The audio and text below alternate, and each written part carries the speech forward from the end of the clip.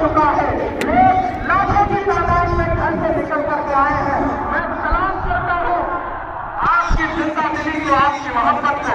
अजहर रहमानी साहब के एक पुराने पर मैं उनको भी सलाम कर रहा हूँ। ये तो नई नस्ल है कि पानी की तरफ बह रही है। मैं इस नई नस्ल के सहने को भी सलाम करता हूँ। बहुत तकरीर नहीं करनी है, बस इतना कहना है कि नहीं, ऐसा नहीं होगा, कभी ऐसा नहीं होगा, कभी ईमान का कुरान का सौदा नहीं होगा।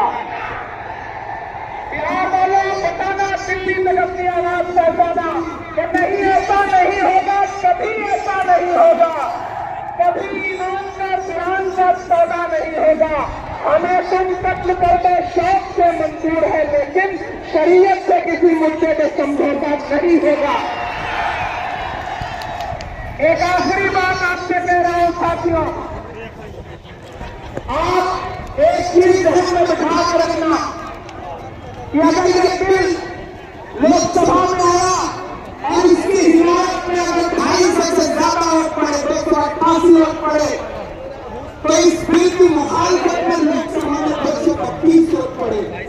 लोकसभा में मुसलमान सांसद सिर्फ 24 है, तो 200 से ज्यादा इस देश के हिंदू भाई, दलित भाई, सिख भाई, ईसाई भाई जो मेंबर ऑफ पार्लियामेंट है, वो लोकसभा में रात के 3:30 बजे तक इस बिल के खिलाफ वोट कर रहे थे और आपसे कह रहे थे कि हम आपके साथ खड़े हैं।